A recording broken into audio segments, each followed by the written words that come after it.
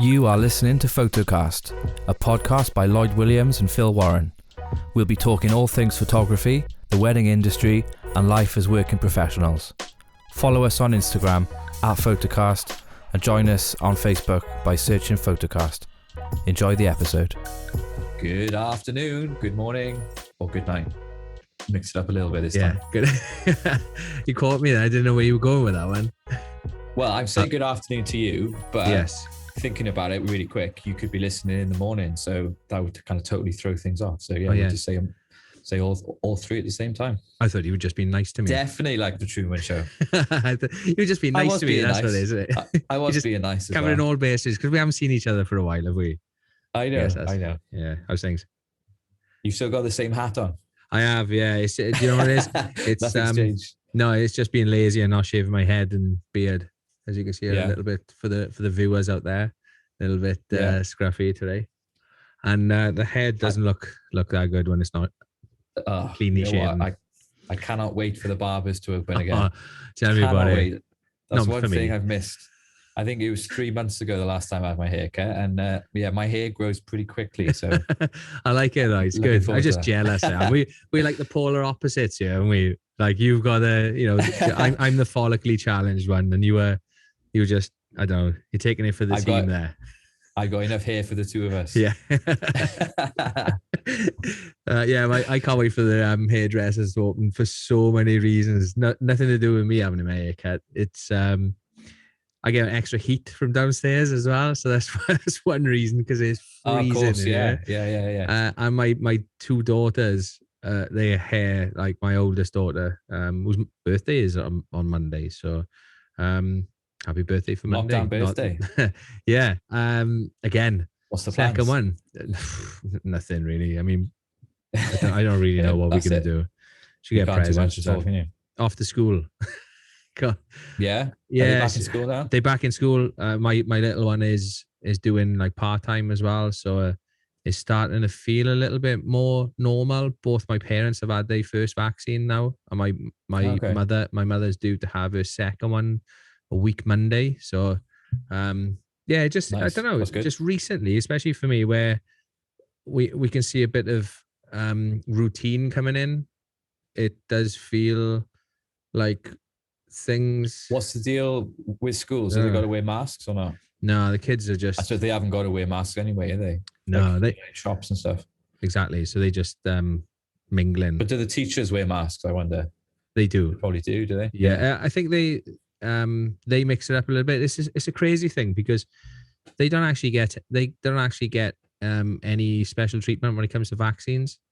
They, for some reason, I think that's a bit weird because they're looking after all these kids. You know, they childminders effectively. And they testing them twice a week instead. Which I heard the same argument. It makes no sense to me. Yeah, it's mad, isn't it? I heard the same argument on the radio the other day, off like the head of the police, you know, the chief commissioner or whatever, and he was, because all the police officers aren't getting vaccinated yet either, and he was kind of making a claim for them to say that they should be, because, you know, in some cases, obviously they're having to get really close to people. They're arresting them and stuff, you know, they're literally hugging them to the ground and then cuffing them up. So his kind of argument was, you know, I think the whole force across the whole country needs to be vaccinated ASAP. Which, you know, he did make a good point, and I agreed with him. But I think it's mad how, especially because it seems to be going so quickly as well. Like the numbers on how many people have been vaccinated seem to be rising. It's crazy. Well, they are literally rising every day, aren't they? So, yeah, they are. You know, yeah. If there was a shortage or it was taking a really long time, then you could understand, you know, it's teachers and now. coppers not having them. But the fact that they've obviously got a really good supply, doesn't make sense to me. But no, the whole thing hasn't really made much sense. I know. I know. So I guess the speed of, like you said, the speed of the rollout means that they'll be in line for it soon anyway. So, you know, fingers crossed. Because my dad keeps, I don't know, he's just sitting at home waiting for a second one and everything to open up. He just wants to go and play golf. He's just like, I don't understand why he can't play golf. So he's sending me updates every day, and like today we've done, you know, 15,000 new people for first dose and 15,000 people for second dose. So 30,000 in one day is pretty good going, isn't it? I mean, obviously that's just the Welsh numbers, yeah. Welsh numbers, yeah. Yeah. To be honest, it's probably one of the few things that we've done right in this pandemic. One of the, there are a few. Yeah, I agree. But financially, I guess in some cases it'd been pretty good. We talked about it, but I think the rollout of the vaccine has definitely been up there with one of the successes of this pandemic. Oh yeah, absolutely. Absolutely. It's just a shame that we haven't had any sort of roadmap or kind of plans for the months ahead. Yeah, and like England, there was big isn't news it? dropped, wasn't it? Like it must have been 2 weeks ago now. Yeah. Obviously, last week we were speaking to James Piper, the magician. Thank you very much as well for coming on. Yeah. We really enjoyed that. But yeah, we were saying that, weren't we? Yeah, like the week. What was it? The week before? Was it the week before? I'm sure. Yeah, it was the week before. They had the roadmap for weddings as well, and which. Yeah, I know. Yeah, and it said on it that there would be no social distancing regulations in place. It was 2 days after Boris's birthday, wasn't it? Yeah, June the 22nd, I want to say. Yeah, and his birthday was 2 days before. So I saw all the memes that were kind of saying, "Oh yeah, that was good timing, Boris." But I think after that news came, I think the whole of Wales was expecting Mark Drakeford to do the same thing and to kind of have some sort of plan, but no, we haven't had anything really. No, we've just been told to cling on to the next update, which I believe is next week. So next Friday, yeah. What was your phone? What was your phone and email like after that announcement for the next few days after that? My messages. I did actually I had quite a few people get in touch. Wow. Postponing. It's going crazy. Mine went absolutely bonkers, and so I had a few English weddings. You've probably got a couple of yourself as well. Yeah. So they were kind of happier because they kind of knew the situation a little bit more. I had one move theirs to the June the 23rd, which I thought was pretty good. Yeah, because they were like, look, whatever happens, we were accepting the one before that, as in like 30 or 15 or whatever it was, or 60 or whatever they decide. But if it does change on the 21st, 22nd, I think they that is a bit landed. That's a bit ambitious to be booking your wedding like literally that close to the deadline changing. I've read off certain scientists that there could be a third wave. Right. Yeah. I look, if we let's not get too excited, but I suppose they have to kind of be optimistic, don't they, with with their plans, especially because everyone wants to know like the end, the closure on it. When's that going to be? And obviously, they have to try and lift morale and spirits and stuff. But I thought that was very specific to put all of those dates in place. Especially because we're still in a fully blown lockdown, supposed to be. Not if you're going Greg's. Porthcawl's been a lot busier the last couple of weekends. The weather's been a bit nicer and the sun's been out, and Porthcawl's been chock-a-block. It's I thought it was. It's what it is. You can't police that. You can't pull over every single car. I think they were at one point, weren't they? I did see having like they were a few weeks ago. Well, a few months ago, I think. Christmas time, January time, they were. I'm not sure if it was every single car. I don't think they were setting up a roadblock because, they would have needed a lot more cars to. There's literally hundreds and if not thousands of people around the Porthcawl, but obviously they weren't local. But it's what it is.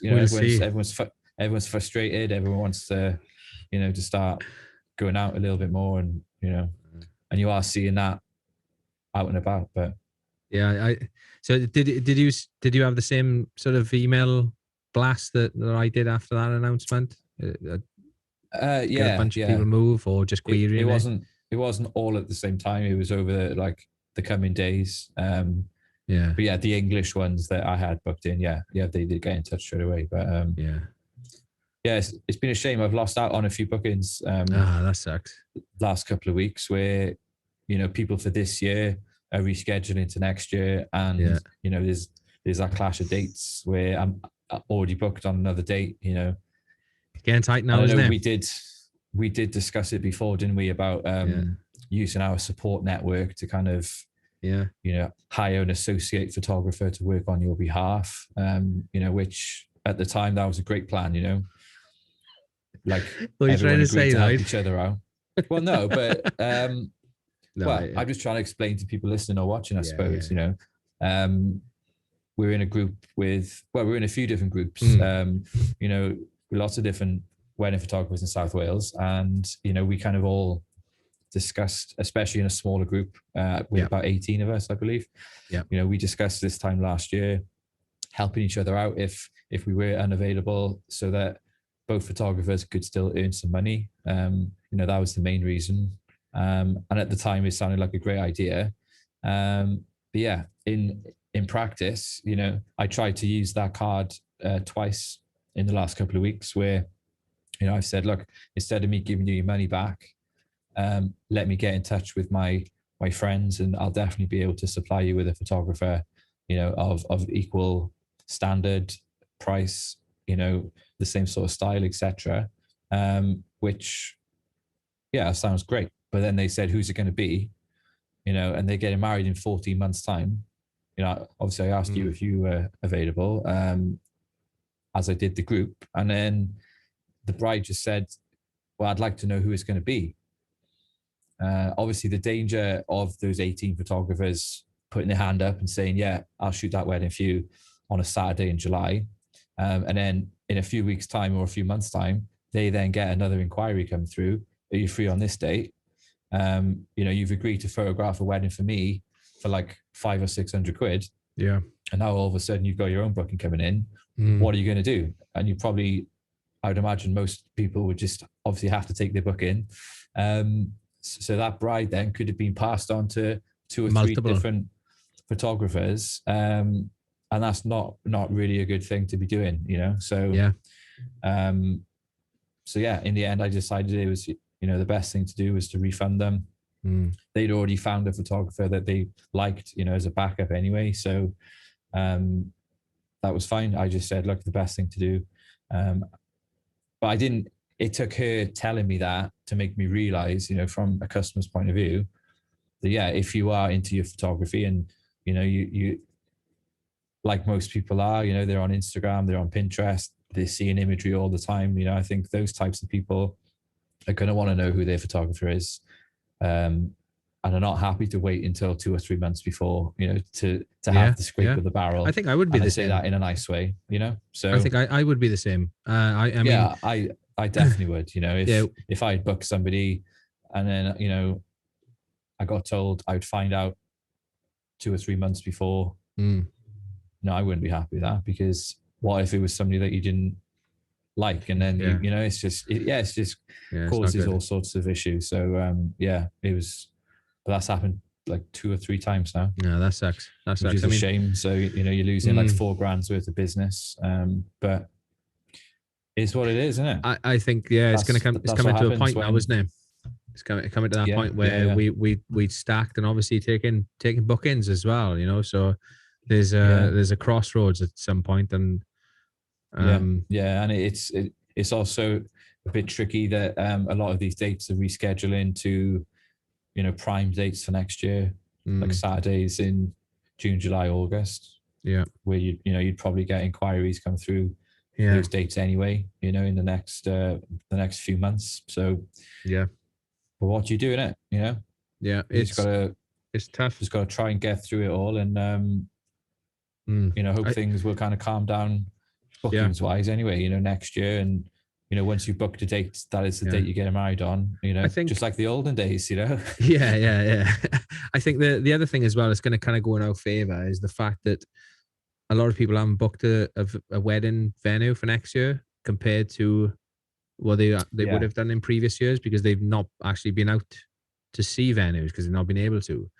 So I think I've spoken to quite a few people on FaceTime, the last I've done a few consultations the last 2 Yeah. weeks, and most of them haven't actually been to the venue.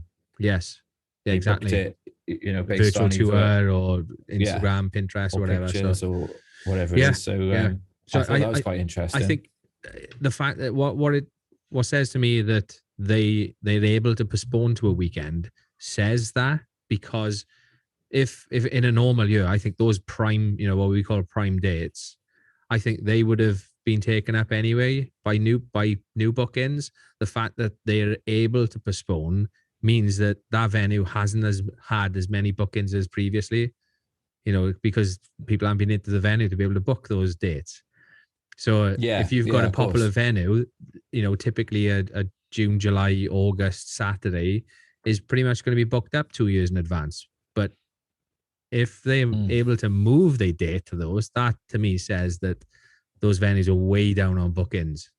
So I think must be. I think we might not miss out on like a number of bookings, because I think any new bookings might even go into 2023 now. Yeah. Because of postponements taking up weekends. Yeah, I've had 2 couples that have rescheduled to 2023. Yeah. I even had an inquiry come through last week for 2024, which isn't that crazy though, is it? No, but it just sounds like a really long way away, doesn't it? 2024. You'd expect some cars to be flying by then, and it does. It does sound like something from the future of 2024. Yeah. It's bizarre, isn't it? It is. It sounds like it was probably in an 80s film or something, where the year was 2024 and there was robots and things. Yeah, but jumping back to that kind of, I'll supply you a photographer as and when. I would be the same, because I think for me, I mean, when I looked for my photographer, we spent a decent amount of time actually looking for someone. So then to then just be given just given whatever's left type of thing. I wouldn't be too happy about it. I think if it was a case of like a short postponement, now to then type of thing, you kind of have to roll with the punches a little bit. But if you are postponing in like a year, exactly. So you're like, well, hang on, what's going on here? But it's the same principle, really, as the one that I've always had in place, ever since I started, where if I'm ill, or if it's an emergency or something, then obviously that's what I would do. I would get in touch with the different support groups, and I'd be able to replace myself on the day. I think that's a little bit different, isn't it? Yeah.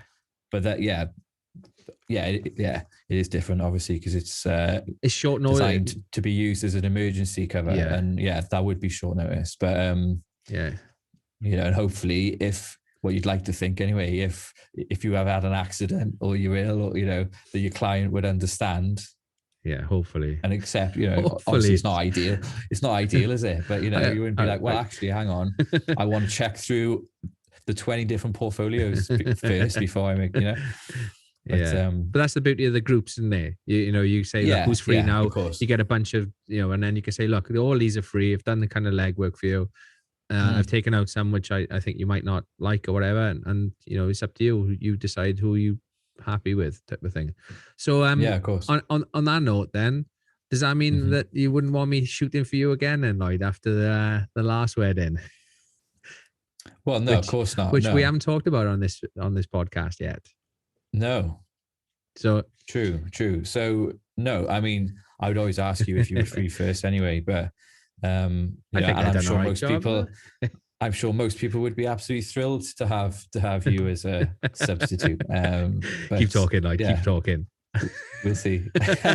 So just to sort of jump back a bit, I guess if people are not aware, I shot Lloyd's wedding, which he was unable to make, and then I had, which took a nightmare. It took like forever to get those images to you, didn't it? I won't bore you with that story, but modern technology isn't set up for moving 40 gigs worth of raw files, basically, is it? Oh, and the rest. Yeah, I can't remember how much it was. Yeah, it was 40 gig. You're having a giraffe. It was like 3 times that, I think. No, it wasn't. It's never more than 100 gig for my full wedding. So it's probably, I think it was about 50 or 60 gig maybe at the most. Was it? Yeah, but it's a lot. Okay. It's a lot, wasn't it? So yeah, it was a lot. But I thought that was like, I felt weird seeing those photographs. So and I give those photographs to Lloyd, obviously, because it's his wedding, and then Lloyd has edited my images. Yeah. And it was just weird seeing, which worked out really well, I think. Yeah. I'm not sure, like, in terms of kind of stylistically how like different I shot compared to what you would do. Is it, how far different? Is it similar? Is there some things that you would have done differently? I got no ego. You don't have to like make me cry or nothing. I got no problems. No, I mean, you all do things differently, don't we? So yeah, of course. Yeah, no. I think the main difference for me looking through was I literally just use a 35mm most of the time. So, but yeah, other than that, I couldn't really notice any difference. Everything was, is in the same kind of style that I would do. You kind of shot through some doors, and you kind of obviously shot through people and had people out of focus, and they're all the things that I kind of look to do anyway. So details and things like that. So I guess I try and get as much as I can, the details, and try and stuff around and buildings and bits and bobs and things like that. So, yeah, definitely. Yeah, it's good. Good. No, I mean, it worked well. I had a clash of dates, with 2 different reschedulements. So I was at one wedding, Phil was at the other for me. And it worked really well. Yeah, I thought. So I mean, looking back, obviously you joined the wedding like 3/4 of the way through, and we went onto the mountaintop, and or I went read a mountaintop or some sort of over the top there. Sounds like we climbed up we were hiking and stuff. No, it was a we had a lift in a 4x4. Well, you did. I chose to walk stupidly in a pair of shoes and my trousers that I was wearing, which were destroyed after that. But I mean, I looked at those shots that I took, and I picked out a few, which you didn't include, but I understood why you didn't include them, because because of, like, you were using an off-camera flash at that point. It was up on the rocks and stuff, and I think it would look a little bit weird as well, going from off-camera flash to kind of my shots, which were not off-camera flash. So I kind of got that. I didn't have an issue with it. But yeah, it was just one or two. I thought. That's exactly why one of the shots that I gave to them as like a sneak peek was that picture with the flash and the underexposed sky, and that was their absolute favorite, and they kept going on about how much they loved it. So when it came round to the final, it was the same picture from 2 different angles, I suppose. It just looked a lot different to how the flash did. So I just opted not to. Yeah, it's that's just one of those things. And I edited one shot in my style compared to yours as well, and I just, without looking at yours, because it was one of my shots, so obviously I had it, so I could edit it, and that was quite interesting as well, just to see like how I would do it versus how you would do it. You have to send it to me. I'd be interested to see that side by side. Well, I mean, that's cool. If I can, it's not going to get exposure, but for the people on YouTube, I should have shown it. But maybe I'll cut those in over there. Should I do side by side? Oh, there you go. Look at that. No, I totally got it. Pushing the boat out there. I totally got it, because, like, for me, it would be just too much of a contrast between the 2 different kind of styles. And I think that wouldn't sit right, even if they were a different, because like there was a time where I had them for a couple of minutes and you were doing something else, and I just posed them a little bit differently, so that shot would have it would be a different one to the one you took because you didn't take it, but it would look weird. I think it would have looked odd next to the ones with some off-camera flash. So I thought that was the right choice. Yeah. But I like that shot that I took, just because of the way, I could just bring back some of the kind of underexposed areas, which you had the beauty of using off-camera flash. So it was kind of similar, but obviously a slightly different look. But stuck that in with the images you took would have looked a bit weird. It would, just looked odd. Yeah. I exactly. I wouldn't have done it. On my own images. Yeah. Sometimes I'll take stuff just as a difference with and without flash.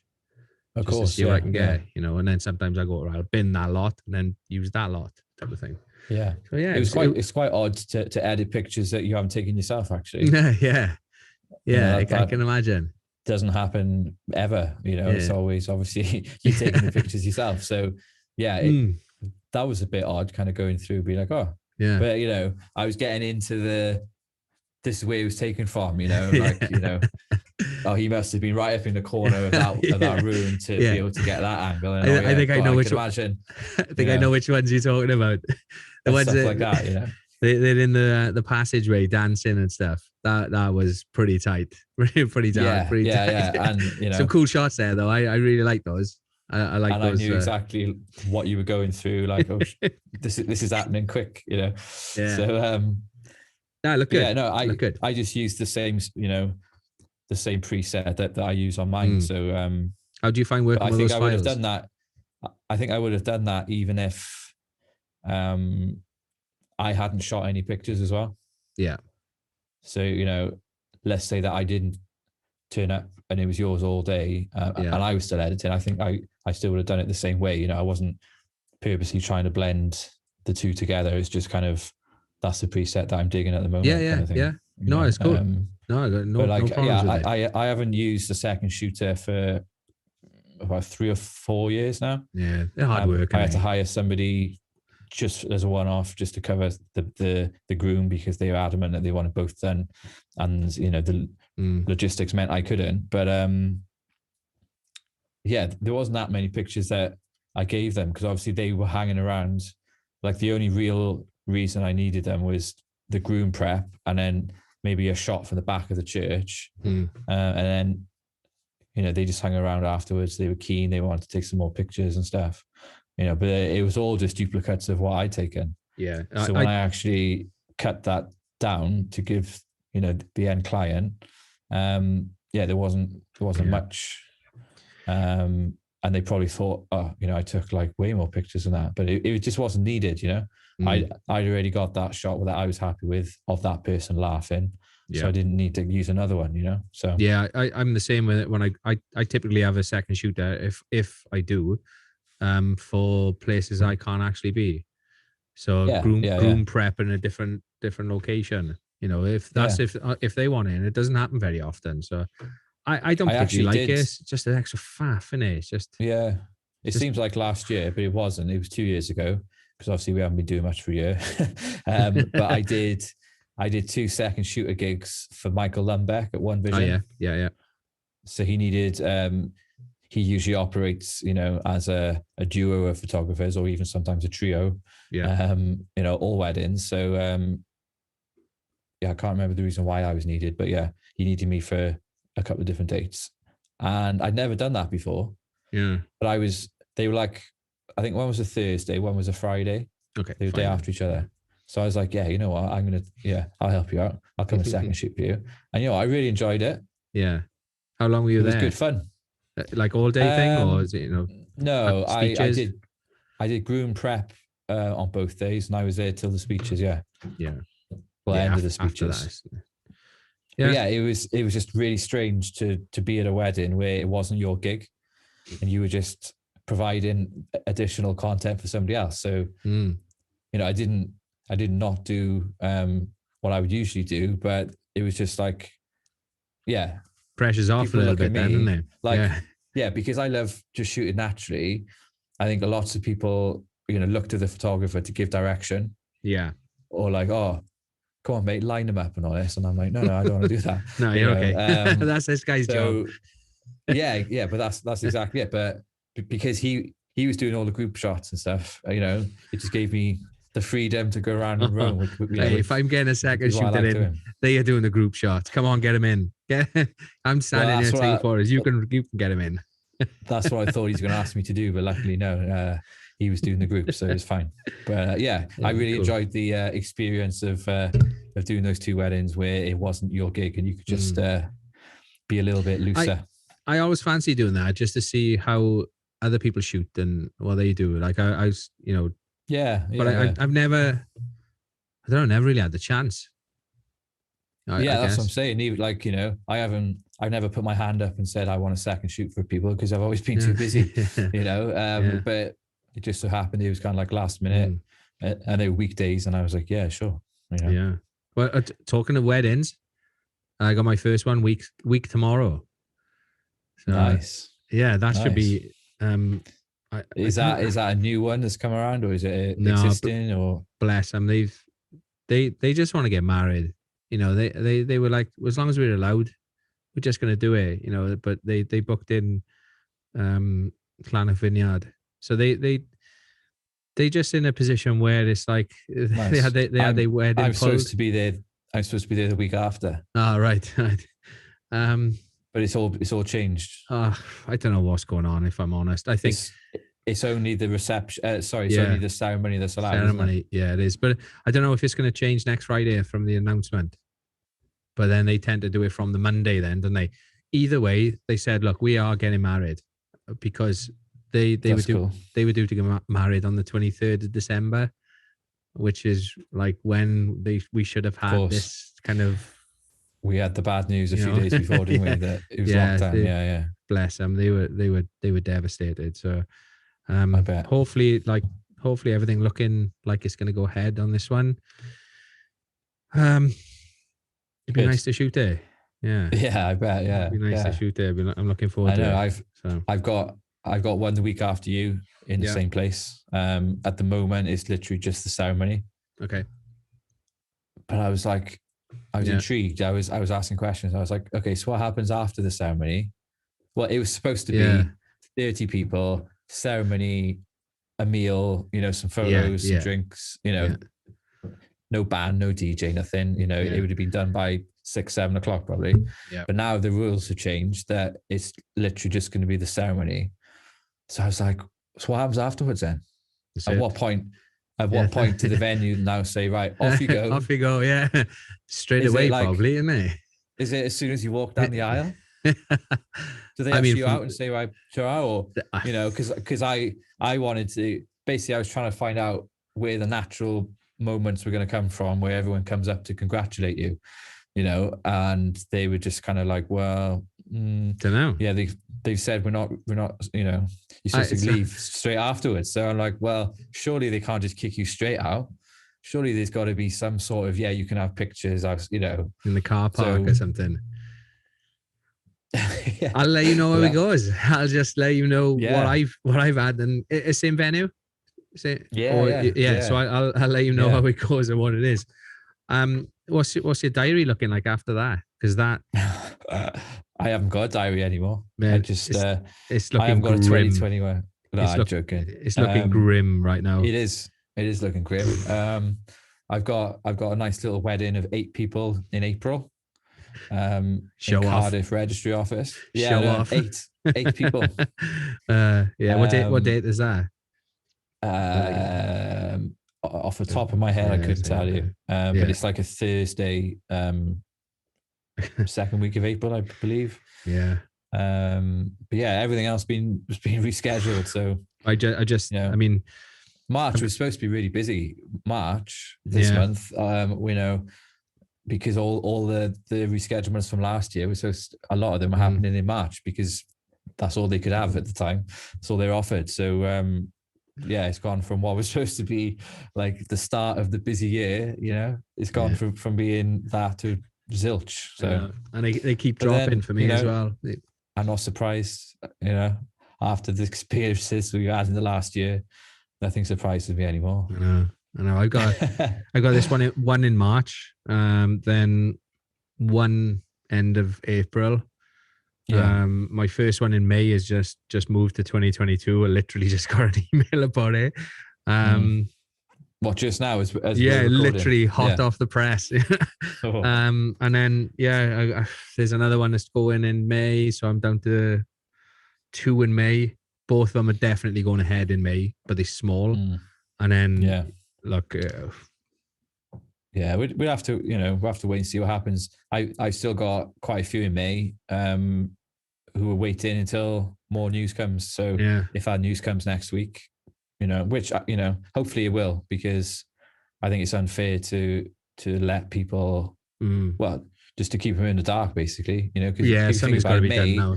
Yeah. May is not really that long away. It's only 2 months away now, and to not have any plans, or being able to make any plans, But also, the rest of the country, rest of the UK, have pretty much had like a heads up, and we still, we still in the dark. So we'll see. But my as I keep like scrolling on my calendar, it just gets worse and worse. I mean, in September, I've got a Monday, a Wednesday, a Friday, Saturday, Sunday, and then the one moving one to all in the same weekend.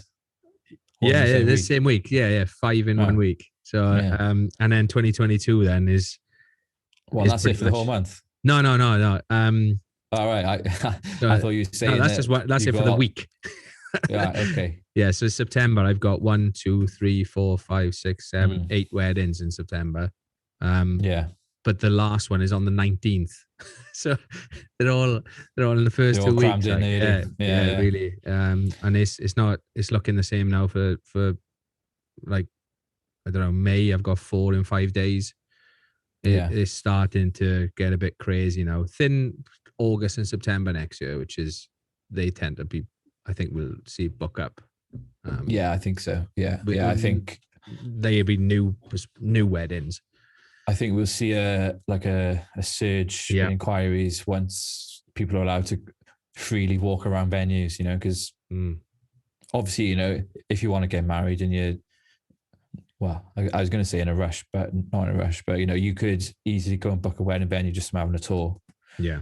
But I think it's the actual social experience for a lot of couples, because they take their families with them as well. They'll go and see 2 or 3 venues on a Saturday afternoon and make a thing of it, go and have Prosecco, and it's nice. Same with I'm sure we see a lot more of that happening. Yeah, in wedding the coming fairs. Weeks, so as well, people miss out wedding fairs. I get it. Look, I mean, I've talked to you about this. I was kind of getting a bit sick of people banging on about having micro weddings and stuff. It's like, look, it's your wedding. Do we want? And I wouldn't want that personally. I mean, I would want, a full wedding, because that's what I had. But also, I'd miss out on things like stag stag and hen weekends. You couldn't do them. Meal tasting, food tasting. When you're going to do that, suit fittings and things like that. It's just, it's all. Consultations with people, and it's just a nightmare. All those micro weddings, I think a lot of them do plan to have a party afterwards, but then that party is going to be strange, isn't it? It's not going to, I think it'll just be a little bit different, and there won't be as many. You don't have to kind of, or you can look outside the box then, because it's going to be a different occasion, even though it's not a wedding. Celebrating your wedding. It's not a wedding. So you can. Yeah, there's lots of different things you could do, I guess. And, yeah. I don't know. And we talked about it, I guess. At length. Yeah. I don't know. I know. Yeah, I think most of our couples they just keep moving it, don't they, to get what they want. I'm not many sort of accepting. And you know what? You can't blame them. At some point, I would do the same thing as well. Yeah. We've talked about what type of wedding we'd like, and I don't think that would be able to fit into these restrictions. No. So, I'm sure I said I would want to have like 3 or 4 different bands. So, a festival, I think, is the term you use on that. So I probably wouldn't get away with doing that right now. So let's get off the doom and gloom then. Let's go on to something a little bit more upbeat. I'll tell you something which was like the highlight of my week the other day was going to Ikea. Oh, right. Okay. to do a click and collect. That's an impressive experience, isn't it? Well, that's why I'm bringing it up. Go for it. Fair play. But you've obviously experienced it for yourself. Yes. As you can see, more people on the YouTube. Most of this stuff is IKEA. So I was yeah. lovely. Like, we managed to go like in between the lockdowns, and there was just a massive queue to get in. You couldn't get meatballs. You know, it was not a trip to IKEA, I don't think. If you don't get meatballs afterwards, but we were there for hours. It was queues. It was just it's carnage. So yeah, minute 40, Lloyd moans about meatballs. Yeah. Yeah, it's weird, isn't it? That queue. You have to have a few meatballs and a bit of that nice jelly stuff they do, isn't it? Like, especially after you've been walking around there for bloody 2 hours. It's like, oh, there you go. What a nice treat before you go. Or a hot dog. Yeah, the click and collect. Or yeah, I've had a hot dog. I'll take a hot dog. Yeah. Prefer the meatballs, but yeah. Agreed. Whichever one the queue is shortest on, to be honest. We know fussy. Not fussy. But yeah, I've been there twice. So the first time I went there to click and collect, I was very impressed. You obviously go in, there's a waiting area for the car. So everyone's just there in their cars in the waiting area. And then you have to ring this number. They kind of book you in, and then you get a text then to say, go and wait in bay 1 to 55 or whatever. So everyone's just waiting there, and it's like, oh, I've got my turn. My text has come through, and all the cars leave one by one, different timings. So you think, who's going to be going next? Is it, it's me. Happy days, and then you get to your bay, and then they turn up with your trolley. There you go, off. I was like, fair play, wicked. It's good, isn't it? Second time I went, I phoned the number just as I got off the M4. Oh, I like what you're doing there. So by the time I got to IKEA, I was literally there for a minute, and then I had the text to say, please go to your bay. So I could have just been sat there for half an hour. Yeah. That's why I haven't mentioned anyone listening. Yeah, you do have to wait. Well, I did anyway. Lloyd's life hack. I was there for like, an hour, I'd say, on the first really? Time. And then, mine was pretty quick, but that's a good idea, actually. Yeah. So I just called in advance. So they thought I was in the waiting area. Actually, I was traveling down the A4 232 down towards IKEA, and it all worked out perfectly. Yeah. So it's a good top tip. One. Top tip. If you go to IKEA, ring the number that's on your email first before you get there, and you'll avoid any unnecessary delays. Lloyd's top tip. Yes. Cool. Did you see the graffiti outside my studio as well? I did. Yeah, I did. That was. I did see it on your Instagram, and I wondered if that was something you'd done yourself. I wish. You popped outside with a paintbrush and a spray can, or what? So they got in touch with me about photographing the kind of development of spraying it up and getting it finished, because it's part of I think there's like 3 or 4 of these murals going up around Wales. So it's part of the WWF, World Wildlife Fund, not the World Wrestling Federation. Stone Cold Steve Austin. Yeah. And Literature Wales. So the same artist, which is Bryce from Peaceful Progress, is going to be doing all 3 or 4 of them in different spots around Wales. So I'm not sure why they chose Treorchy. It's awesome. High Street of the Year. Come on. It's the best place. High Street of the Year, isn't it? High Street of the Year. Yeah, we don't want to like sing our praises very often, but they probably thought, right, we want to paint something on a high street. Which one should we paint? The best high street. Let's think of High Street of the Year. How about that one? There you go. So I obviously everywhere else they go is going to be a downgrade to a side street wall. Right outside my studio. What's it painted on the side of? What was it a pub there? Yeah, it's a pub. Yeah, so the lion, which is like when people are walking past, they're like, why hasn't it got a lion on it? It's like, well, it's got nothing to do with the lion. It's just the fact that they actually went on Google Maps and just literally drove around to find a wall that would be suitable, and that's the one they ended up choosing. I mean, The landlord of the Lion is like. I wonder what the criteria was for making that selection. Like, you know what? Just a big wall. I often look for walls, and I don't go as far as using Google Maps. Although I have used it to scout locations before. Yeah, definitely. I think we've all done that, haven't we? But not necessarily to look at walls. But yeah, I wonder what's a good wall for them. I don't know. I know what's a good wall for me, but I mean, size. Has the value of the pub increased overnight? I mean, he's like landed, a Banksy effect? He's landed. Is it like a Banksy? Well, they can't use it anyway. Well, yeah, they're actually so the owner. Like, I've done quite a bit of photography for, and I've shot his wedding.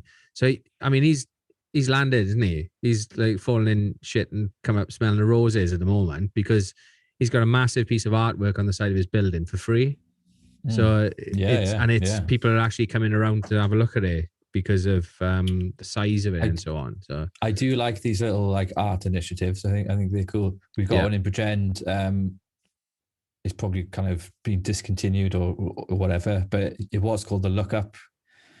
It was like the Look Up project because there's a lot of empty, tall buildings. All the shops have got like multiple stories. Right. There's a lot of art that was painted up on that. So they encourage you to look up and that's pretty cool, isn't it? There's other things around instead of just the shops. Yeah. So that's a good idea. Yeah, there's a couple of cool things in the town centre. But that was a few years ago. They're not fresh, put it that way. Yeah. They've been weathered and yeah. Well, there's quite a few of these sort of graffiti I think they're stuff really cool. up here. But it was I won't pretend to know everything about it. But it's done in conjunction with WWF Cymru and Literature Wales to mark Earth Hour, which takes place on 8:30 on the 27th of March. I don't really know what Earth Hour is. Yeah, don't know what it is. But is that? I think that's when everyone turns their lights out for an hour, isn't it? Oh, is it? Okay. I don't really know where the link of that between the mural and Earth Hour, but there's a poem on the side. They're probably just using but that might probably had a pot of money, a pot of funding to use, and they thought we need to mark something with attach something. this to something to make it work. So maybe it was that. I don't know. Yeah, I'm pretty sure. Like you see in London, everyone turns their lights off and all the skyscrapers go dark and stuff. I think that is a stand on our carbon footprint and whatever. Right. I think I could be wrong. I can see you're googling it now, aren't you? I was going to, but I just no. I like the fact that I'm going to take my time and learn about this after this. This is an educational podcast. I'm going to take my time after it. But there's a poem on there that was done by a local Welsh school. So it's a Welsh poem written that they've created. So they wanted to get, there was a number of things they wanted to get involved in it. One was obviously the school kids to come up with a poem to put on the wall, but also some influence of animals and nature and stuff. So that's why on the far left there's a large heron, and then far left the creature which is in abundance around here, the dragon. So I don't know. We're sick of them. There's dragons everywhere around here. But the heron, I thought, like when they showed it, I was like, that's a bit odd. I mean, but then it is a pretty cool thing to have on your flag, though, isn't it? To be fair, dragon. Yeah, it is. Yeah, I got no problems with the dragon. I'm kind of a bit, it's dragon, fine. You know what I mean? But I know other people from other countries. They think that's awesome. They think it's amazing. Yeah. So wow, look, So I have to us, it's like ignore that. We know what dragons are. Yeah, obviously, we see them enough. Because we live in Wales. I mean, you're almost like you might as well put a sheep or a leek on it. It's kind of like, you know what I mean? It's a bit cliched to a point. But it's only a small part of it. For a piece of art. Yeah. Obviously, if he was drawing a Welsh flag, you couldn't really give him much of a choice, could you? But I got no problems with it. It looks cool. I like the heron. Yeah, it does, we see him down on the riverside quite often up here, so it's got a nice touch to it. The landscape section of it is a part of the bulk mountain, so it's not something you see very often in a lot of photographs. Most people will photograph Pen Peak mountain because it's kind of like a tabletop mountain. So yeah, I got no problems with it, and it's made a dull grey wall look a hell of a lot better, which is quite a busy street as well outside. You've been here, you can't park anywhere. So I thought they've done a great job. So photographed that. When I photographed it, it made a couple of mistakes, so I had to Photoshop it. So it was like one of the words was spelt wrong, and there was like some commas or inverted commas like missing and stuff. So I had to play around with it. You never tell, but there you go. He's coming back up to sort. Well, let's hope it was a word that you could spell as well. Otherwise, you could have misspelled it twice. I'm not Charlie Cymraeg, so I don't really know like what it is. People ask because I come out the door and right opposite the mural. People always say, "Oh, what's it say?" I'm like, I'm just starting to make it up now. I'm just going to say anything. It means house blue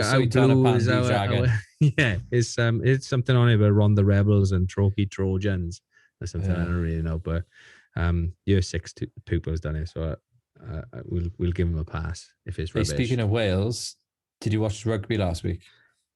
I did actually.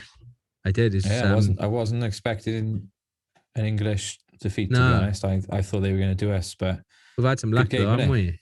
Yeah, I mean... we had 2 red cards. Yeah, we've had some luck. The opposite teams have. And then we had a Welsh referee, didn't we? Giving us 2 tries. We still scored 40 points. You don't get 40 points worth of luck. So that's... No. Yeah, well happy with that. That was a good game. Well happy. But I mean, I had to pull myself off flying my new drone that I finally bought. So I've been whizzing that around the place quite a bit recently. Have you crashed it yet? I haven't. No. Congratulations. I don't know. It's just not. Yeah. I managed to crash I've had 2 drones. Right. And I crashed them both within a couple of days. Yeah. Not write off crashes or anything, but I've had a few where it's like a tree. Yeah, okay. Right. And my mum's kitchen roof. Right. Yeah. Okay. I was like, look how close you can get to the gutters. Like you can see, you can even see how much muck is in them, and then bong, it fell on the floor. It's crashed, landed to the floor. So I've been pretty lucky with mine. I mean, I think I haven't really done anything like that. I've gone anywhere that close. I've just done a couple of like flyovers, and I quite like just looking down. Yeah, I mean, it's just an amazing view, isn't it? It's just something you don't see. Yeah, and it reminds me of EastEnders. Okay, yeah. Where you got the shots looking down on the Thames. Yeah, that is that shot. Every time I see it, I just think of EastEnders. Yeah, but yeah, I love it. It's a nice perspective because you don't see it. No. I follow a few like drone photography accounts on Instagram. Yeah, same here. And they're all ones that the majority of the stuff is just literally straight down. Yeah. They kind of specialize in sharing those posts. So I think it's amazing. Yeah, it's because it's so you don't see it very often. That's all. It's just a different perspective on stuff. Yeah. So, I did actually use I don't use my drone at weddings at all. At all. But I did once a few years ago because I really wanted to get a shot. It was at Oxford Bay. Yeah. So I wanted to get one of those looking straight down where all you had in the frame was the beach and the sea. Yeah. And them on the beach. Okay. So I went to all the hassle of obviously setting the drone up, putting the blades on. I know it's different for yours because they're already on, aren't they? It's so just small. Put it out of your bag. It's crazy small. I mean, the controller is a lot bigger than it. That says something, doesn't it? So but I just, I went to all the hassle to use the drone then, and the picture was cool, but you couldn't see the bride and groom. Yeah. I was fussing, making sure her dress was pulled out, and I was making sure it looked lovely from where you were stood on the floor, because the drone was so high to get that composition with just the beach and the sea. Couldn't see them. So it was like, I still included it in their collection, obviously, because they were like stoked to see this drone photo. Yeah. But in reality, it wasn't I suppose it had the wow factor because of what it was, but you could not tell that it was the bride and groom. I think it's quite difficult. Like I've got a couple of ideas in my mind, but I don't know. A lot of times when you're doing like top down stuff, it requires them to lie down as well. I think for the ones I've got in my mind, just to see them, but also you got to be quite close. So I don't know. I look, it's so small that I'm gonna throw it in the car anyway, even if it's for a couple of like just shots of the building or something. Just I can get up in like seconds. Definitely. So I think I would honestly trade mine tomorrow. If I could have one of the smaller ones. It's just such a pain in the ass having such a big bag just for your drone. And it is solid, and yes, I don't even know what resolution it shoots at, to be honest. It's the Phantom 4 Pro. I think it's I think it's 4K. Yeah. But it's about 4 or 5 years old. I actually traded it with my friend for 2 weeks because he had the Mavic, and I wanted to take the drone to the Caribbean. Right. So I managed to convince him to swap drones with me for 2 weeks. So I didn't want to be liable. Obviously, I would have replaced it if I had stolen or if I'd broken it. Yeah. But I said, you fly my drone in the meantime. So if you break mine, and I break yours, it's kind of like we're even, like, do you know what I mean? But it was so handy just being able to chuck that drone in my camera bag, without having to take a dedicated rucksack. Do you know what I mean? This thing is just, it fits in my jacket for that pocket, reason that I don't ever fly it. Like, so I think I think that was a good move. That was Phil getting a Mavic. I think so. I mean, like I've done a couple of commercial shoots recently where I think a couple of aerial shots would go down well for it. Because there was one shoot that I've done, which as you can see over there, I've got a bunch of cardboard boxes to photograph. It's for exciting. It is.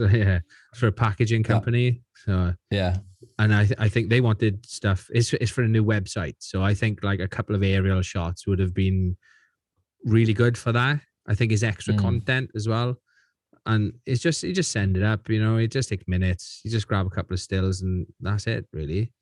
Yeah, definitely. It's so small. I can just pack it in the bag anyway. I mean, it fits in my pocket. That's the crazy thing about it. So I think it's class, isn't it? Yeah, it'll always be there. How often will I use it?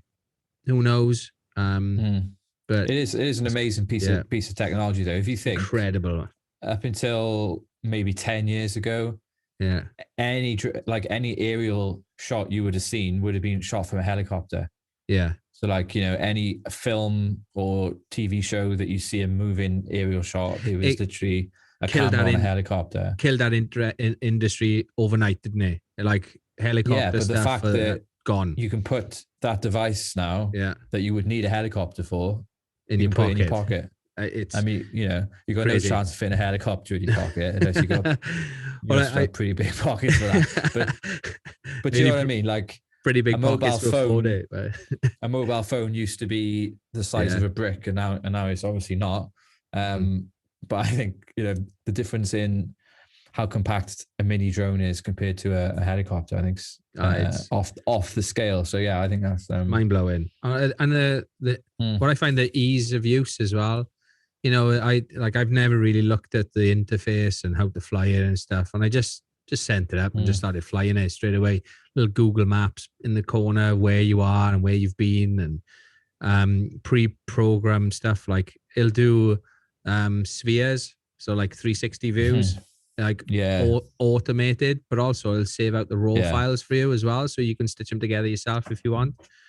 Class, isn't it? I just looked at it and went, I can't believe it's just doing that. You just see it just indexing, taking a photograph, dropping it down, turning and all that, and then all of a sudden it spits out a sphere. I just blown really away clever by how quick and simple it was. I had an interesting one where I was flying it near a prison. I think you've talked about this before, haven't you? I'm sure you talked about this on the podcast. You did where it just stopped in midair. Right. Which Is it there like was no, like a no geo fly? fence around the there was like a no-fly zone around the prison. I didn't even know there was a prison there because I wasn't looking at the Google map. I was looking at my live shot. Oh yeah, So so you might I look in fly my front or drone something. over this wedding venue, and then all of a sudden, it was like there was an invisible wall. I was pushing the accelerator. Like, why aren't you going anywhere? Do you know what I mean? And it was like, and then yeah, I realized then there was literally an invisible wall around the prison which you could not penetrate. And I was like, I would guess what I did. I reversed. Yeah. Just like you would in a car trying to smash through took a run up. I took a run up at it. Honestly, I reversed. I took a run up thinking, right, I'm going to get a little bit further through this wall now. Nope. Definitely not. Every time we just went like almost as if it smashed up against this invisible wall and it wouldn't. And I tried it from like, a few meters further down, would not let me. And I was just fascinated that software had built an invisible wall around my head that I couldn't see, but it was there. Do you know what I mean? I was just this is crazy. But obviously you can understand why they don't want people flying drones near prisons. Yeah. And it was actually a nice wedding venue. It makes it sound like, this is a diver venue next door to a prison, but it was like in the middle of a forest, basically, and some lakes and stuff. It was really nice. But invisible force field shield walls. It was just brilliant. Yeah, mad. But I mean, talking to like trading stuff in, I traded a couple of things in recently because I want to change a couple of lenses and stuff. So currently got my cameras out. I got my camera and one lens out on an insurance claim. Sounds dodgy, doesn't it? But I did I did take a tumble and they were fine. They still work and stuff, but the filter thread on is 82 mil, it's just dented, and then the dial has come off on the body, so I've just sent them away for like an estimate. And when did this happen? Before Christmas. Just haven't really got around to doing it till now. Okay. Yeah. I was going to say, I'm sure you mentioned that before. Yeah, about the dial we have. So that's right. Yeah, so the dial wasn't working and the lens was dented, so I'm just waiting for the cost and repair. So as soon as I get that fixed, then I'll be selling those, because the two lenses that I want, you're looking at about $5,500 for the two of them, which is a lot. That's a lot of money. That's like medium format lens territory. That is. Yeah, I mean, like that's one thing that I've always loved about the Fuji X system is how cheap the lenses have always been, but they've not been cheaply made or cheaply designed. They're really impressive lenses, but they at reasonable prices. And that's one thing, because when I first bought into the Fuji system, there was only 3 lenses available. Right. That's how long ago it was, and literally you had a 60 mil, a 35 mil, and an 18 mil, and that was it. So when I first bought my X Pro 1, I had those 3 lenses, and you couldn't buy anything else. That was it, And obviously the whole system has grown pretty rapidly over those 8 years. And third party lenses as well, I guess. Yeah. But if I ever bought a new lens, it definitely wasn't more than £1,000. I would love that. Like some lenses are 600, 500, 700. I know what you're saying. To blow that much money on just 2 lenses is like, wow. But the one I traded in was the 24-70. So I used to use that quite a bit for like commercial work. If I'm going to walk around a factory or something, then having that like a zoom lens is pretty flexible. Doing it with a prime lens is it's not always the best thing for like what I'm shooting for, because most of the time I'm shooting for web design. So I need like a big variety of images and a lot of them. So having a zoom lens allows me to do it quickly and have a variety as well. Where if I was like, I'd have to shoot on 2 bodies, 35, 85 or something, and just, or 24-50 or something, whatever.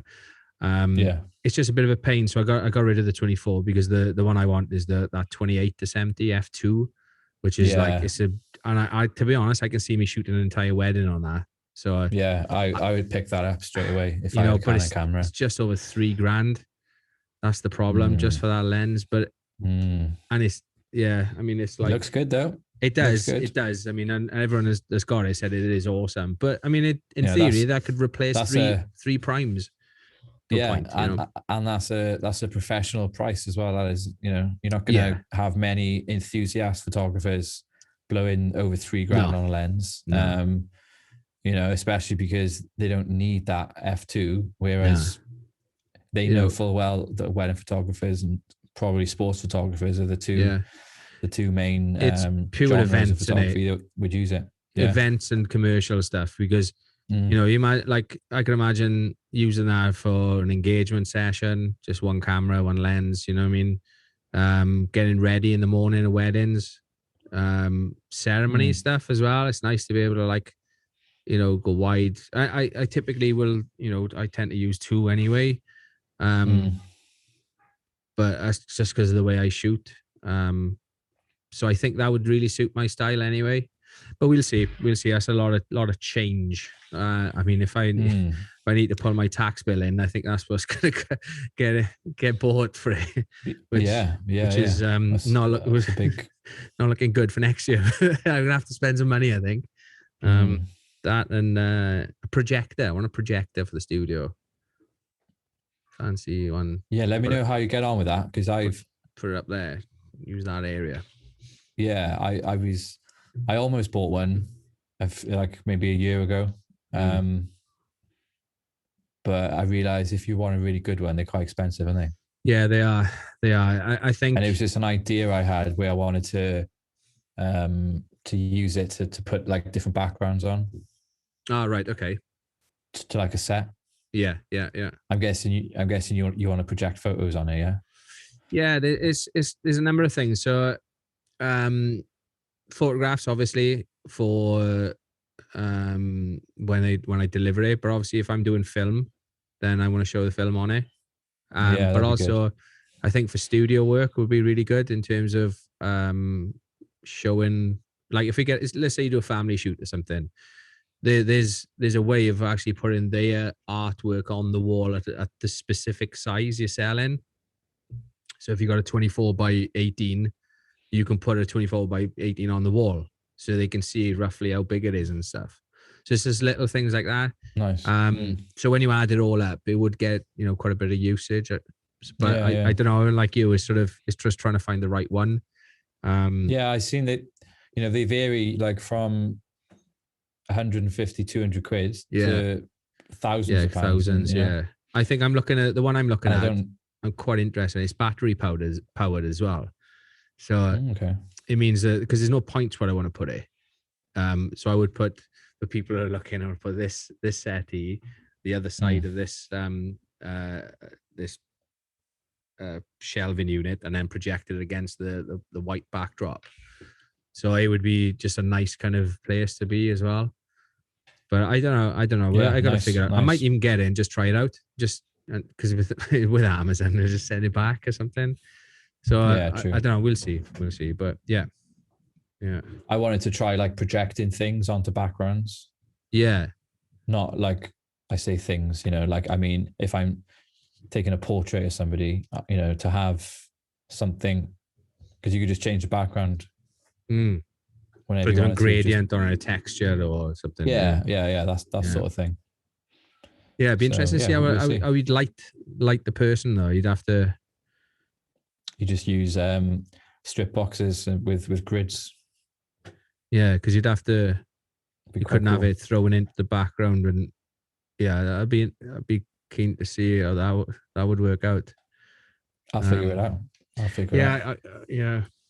I've got to come up with a few gradient backdrops, because I got a few like corporate headshots coming up, which I know they'll want some when new starters join. So what I was planning on doing was like shooting on a white or green backdrop, and then dropping the gradient backdrop into the headshot. So like I can position the gradient the same place afterwards. So it means like because it's easy to set your lights up again. You know your settings. You got the files there. You can see where the camera settings are and the lights. You just write it down. But again, like if you're throwing a gradient onto the wall, that can be a little bit more tricky, position and color and power, and Yeah. So, Nice. and height as well. Like if you're looking for, sometimes you get a spot gradient behind someone. Yeah. Kind of trying to get that in the right place. If you've got a number of them stacked together, which is what they'll use it for on a website. If one is off, everything's looks weird. So I don't know. So there you go. That's that's kind of what I've been looking at recently and doing. So I think that's everything I've got written down. So. Oh yeah, I've gone through mine already. So that is. I did. Ring ding ding a ling a ling ling. One thing I did I did want to bring up. Just I haven't had a good time recently. I haven't had much some luck. I got back from a shoot. No. I got back from a shoot earlier on. Is this the start of one of Phil's rants? No, it's not a rant. Not a rant at all. I haven't had a rant for a while, have I? So I got back from a shoot earlier on. I'd done some food photography. I went to the toilet downstairs, and I looked in the toilet, and my wallet was sitting there in the toilet, and it'd been in there for about 2 hours or something.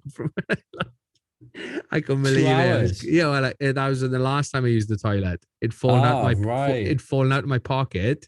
And you hadn't realised? Straight into the toilet. I hadn't realised. I sort of turned around and washed my hands and then left it. And back here just now. And I'm like, zip. You know what? that has happened to me once in my life. Yeah. Once. Where I've dropped my wallet down the toilet. And I remember exactly where I was. I was about... Honestly, right? This is one of my earliest memories. I was about 7 or 8, and I remember I had my first wallet, and it was on the bus on a school trip, in the back of the bus, in the toilet on the bus. Oh right. Oh, so the thing collapses to get rid of the waste. So it was half open, and the wallet was half gone. And I just remember. It was when I used to tie your jumper around your waist, so I had it tucked into the jumper part on my waist. That's just weird you said that, because literally, it's like a photographic memory. That is, I can remember the toilet, the wallet, everything. Can't remember anything else about that school trip. Yeah, I was about 8. Did you fish it out? Yeah, I got it back. Yeah, you got it. You got it. I'm pretty sure. Just happy to get it. I had my birthday money in it, and I was like, oh my god, I've lost my birthday money. I mean, I've had that. Was yours a clean toilet? I hope. Yeah, it's clean toilet. So yeah, it's fine. It's fine. So it wasn't the end of the world, but I had that. I dropped my keys down the drain the other day, as I had to fish those out. Honestly, lucky they didn't get swept away. Nightmare. So yeah. So then recently I backed a Kickstarter campaign for a battery for my camera. I think I've talked about this. Yeah. So it's like an extended battery. It gives more, there's more juice in it. So there's more life, which, when you're shooting, having batteries in your pocket, it can be a bit of a pain. You want them to last as long as possible. So I thought, well, this looks pretty good. You can charge it via USB. It can act as a power bank as well. I thought, okay, it's ticking all the boxes here. I backed it. Went through all the process, got funded. I got massive coverage as well on kind of a lot of the photography sites, and nothing, didn't think anything of it. And then a report appeared on Canon Rumors to say that it was a scam, and everyone's going to lose their money. But so I'm looking at it thinking, well, they've done all the right things. They've made all the right noises. They sent out the backer questionnaire, because I've done quite a bit with Kickstarter previously, because obviously I've designed products for Kickstarter and so on. So I kind of know, the process and stuff. And I back products. I've backed Magmod and so on. So I think I didn't back the Peak Designs. I was going to back one of their products. So I was like, they sent out the questionnaire and the backer questionnaire and so on. So I think, okay, it's moving along right now. But then this report come out, and they found they found the CEO. It's like the same guy that comes in every print, every picture frame. It's one of those guys. it's a model. They've used the same guy for this and this, that, and the other. And I think, here we go. I've lost like 130 quid, I think it was. And then they reappear then to say that they've been on a trip and they keep putting updates on it, but they're not actually like committing to anything. So it's either not a scam, but they haven't been as truthful as they were. It's a scam, or it is genuine, but they just not as clued up as they initially looked. So, so your guess is as good as mine whether I'm actually going to see this battery thing or not. And interesting. I got no idea. If it turns up and it does what it's supposed to do, awesome. It does look a good product. But if I never see anything, is another question.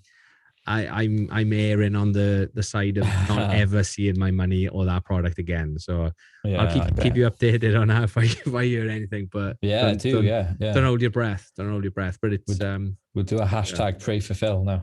Yeah. Yeah. All right, then it's on that note. Yeah. On that note, on that bombshell. Thanks everyone for listening to this week's episode. If you want to go check me out, you can watch it. Go to Instagram. Watching and listening. I better look at the camera when I say that. Yeah. You can go check me out on Instagram at @LWilliamsPhoto. You'll see a link in my bio to go and check out everything else. Yeah. Phil, how about yourself? For my wedding stuff, it's at Phil Warren Photo, or for my commercial stuff, it's at Loft Studio UK. I have created the Facebook page for Photocast as well. I've not put anything on yet, but that's coming. Obviously, if you listen to this, check out the YouTube, give it a subscribe, hit the notification bell, all that other stuff, which, if you are watching, do that. It's down below.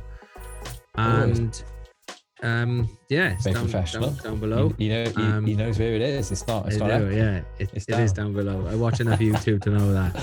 And don't forget, if you do want to leave us a review as well, that would be appreciated. Don't have to. I mean, it's nice if you do, even if it's just a number 5, please. Yeah, that would be great. And let's wrap it up. Thank you. We will catch you on the next episode next week. Take it easy. Au revoir. Bye bye. Ciao. Double T. Any more? Nah. Goodbye. Goodbye.